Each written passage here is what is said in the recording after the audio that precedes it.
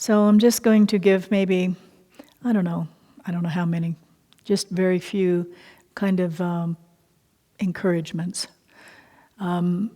The shift of identity is literally that. You thought you were this separate person with these separate ideas and separate conditionings, and you were caught in that sort of that miasma of thoughts and memories and conditionings, right? You're sort of, it's like this little mantle and that you walk around in and are profoundly influenced by.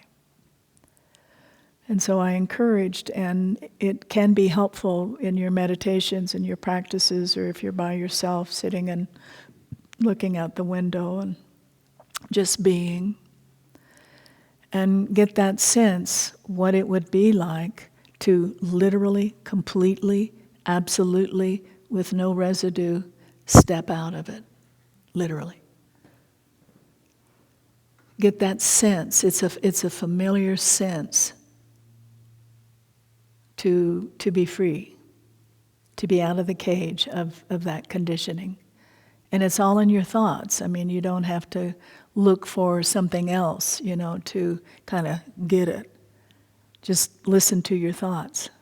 And not with the eyes of criticism, not with the eyes of, oh, there I go again, whatever it is. Just listen to your thoughts. Just look at them. They'll tell you the cages that you have defined your life by. So when that shift of identity happens, and it's happening, it's sort of interesting over like I said, a 20-year period when I've really just obsessively sort of been engaged in that, is it's much gentler now. It really is. It's almost like just kind of falling out of something into.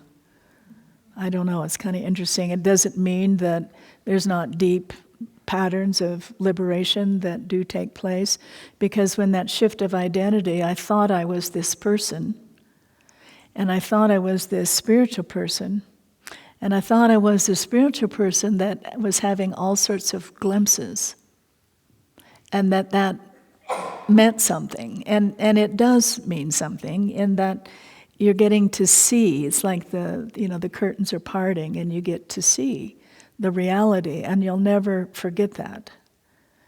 That clarity and that, kind of the high experience of it, the peak experience, it will, diminish. You can count on that. And the retreat experience is it's a retreat experience, it amplifies things. But the seeing, the real seeing of what you are. And it's really important if you can keep it recognizes itself. The mind in a split second then goes, oh, I want that.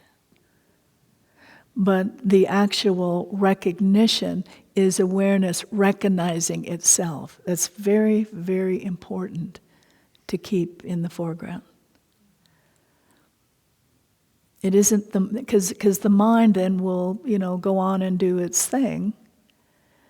And because we're so used to listening to the mind, then we're going to say, I lost it. Right? But you can't. I mean, it's impossible once you really get that the living essence within your body that allows you to live and to function is pure awareness.